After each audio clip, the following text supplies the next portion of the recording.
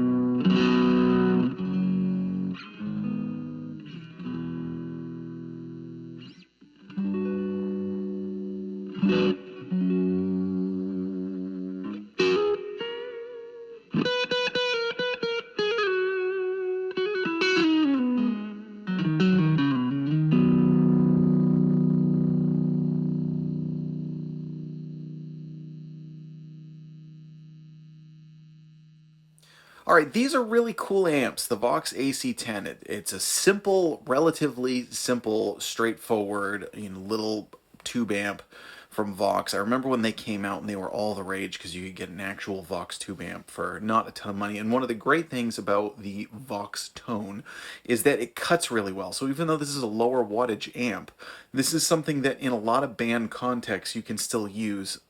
Obviously if you're mic'd you can use it anyway, but even in some band situations, whether it's small gigs or rehearsals, this is more than loud enough and has a tone that sits pretty well as far as using it for real world purposes.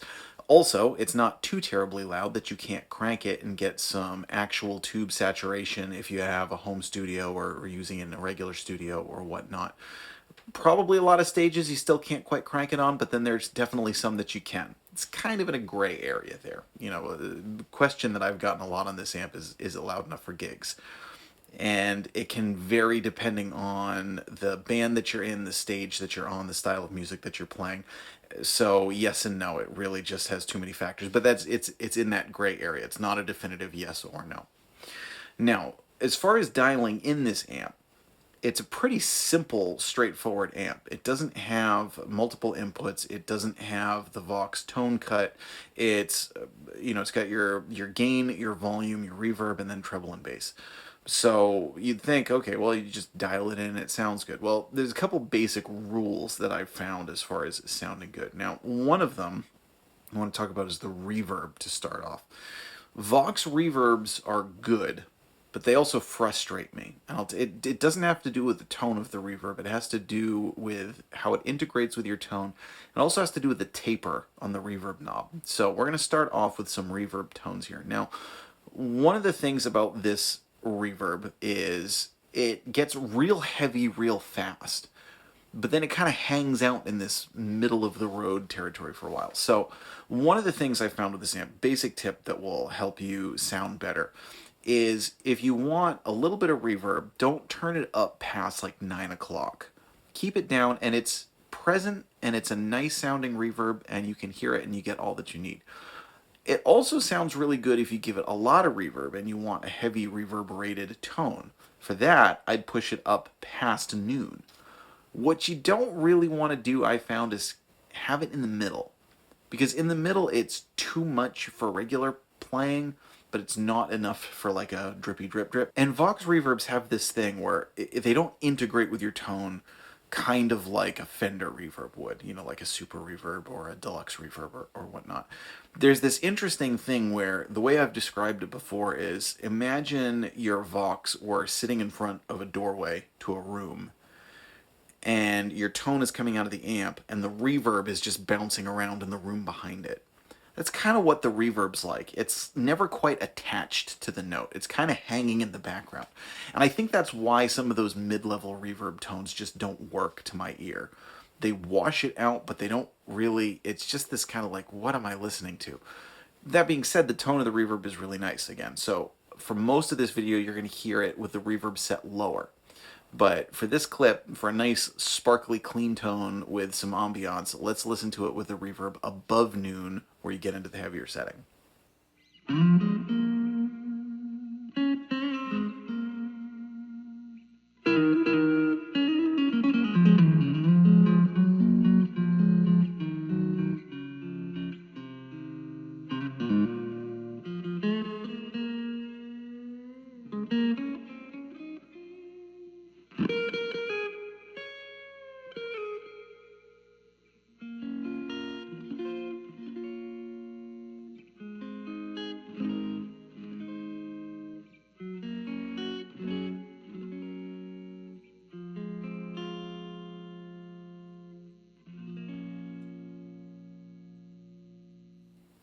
Now, one basic tip with this amp, and this is kind of a cop-out tip, I'll be honest, because this is a tip, honestly, for almost any tube amp out there.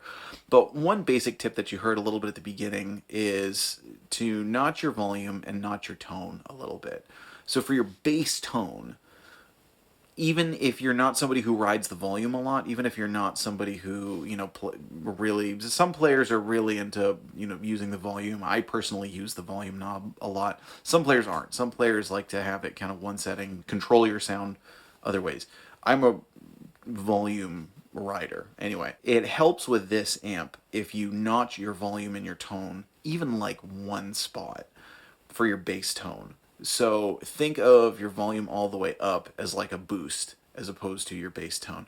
Notch your volume a little bit and your tone a little bit, and it helps tame some of what can be slightly harsh around the edges with this amp. Sometimes it can sound a little thin and brittle at times. It can also sound nice and full at times, but that really helps. It's almost like introducing just a slight bit of sag, and you don't lose a ton of gain. So keep that in mind. You heard it at the beginning. I was playing, and I rolled up the volume knob for a boost, and then it can be your best friend on stage when you really want all of a sudden sound powerful. Think of it like playing a B3 and using the drawbar. Now, for the most important part of this amp, it's getting to know the EQ. Now, there's one cardinal rule for the EQ that's probably the most must know, which I'm going to save for the end. Right now, I do want to talk about one thing that's really cool, and this does the Vox thing that a lot of modern Vox amps do, which is if you turn the treble and the bass all the way off, you get a really, really cool drive tone. It's very mid-rangey. It's still articulate. It doesn't get muffled when you turn the treble all the way off. You lose some of the top end, but it's not like your notes get muddy like rolling the tone off on your guitar. Check it out. It's a really cool sound. You turn the treble and the bass all the way off, drive to taste. Really sounds great if you turn the drive all the way up. So let's hear it now.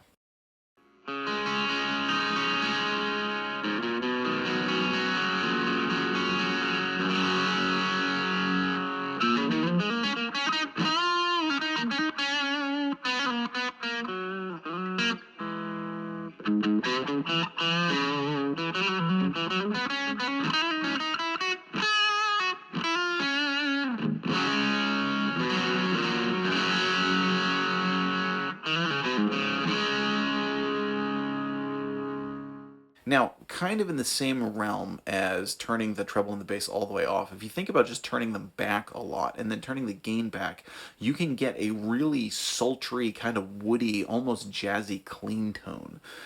A lot of times, again, when people think of Vox amps, they think of that bright, jangly British Invasion early kind of tone. But this amp can sound really natural and really sweet with more warmth to it if you pull the EQ places that you didn't expect you'd ever, you know, kind of pull it. So check out how kind of warm and natural it can sound. Remember that Vox amps are used by a lot of players for jazz type amps. I believe John Scofield uses a Vox AC30.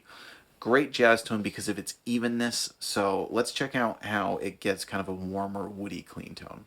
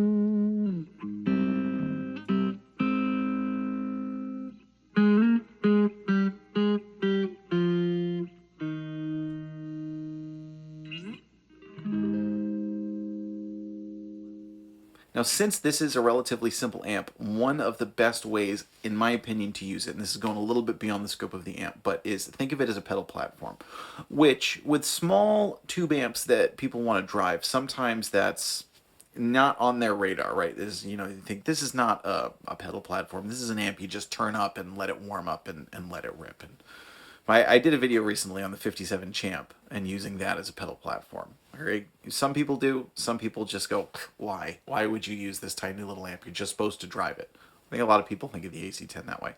It's great as a pedal platform, and one of the things that's really cool is you can get a nice clean tone, you can get a nice edge of breakup tone, and then use pedals to push yourself the rest of the way.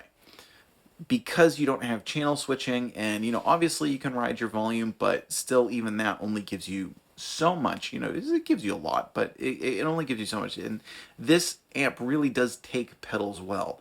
So, you know, even if it's a small pedal board, it can really open up your world of tone using this amplifier. So I'm just going to show it to you with a basic overdrive and push it with an overdrive with it already on an edge of breakup setting. Just hear how saturated and awesome it sounds. And for that today, I'm using a Jam Pedals Lucydreamer to get some pretty rich overdriven tones. So let's hear how it sounds with an overdrive.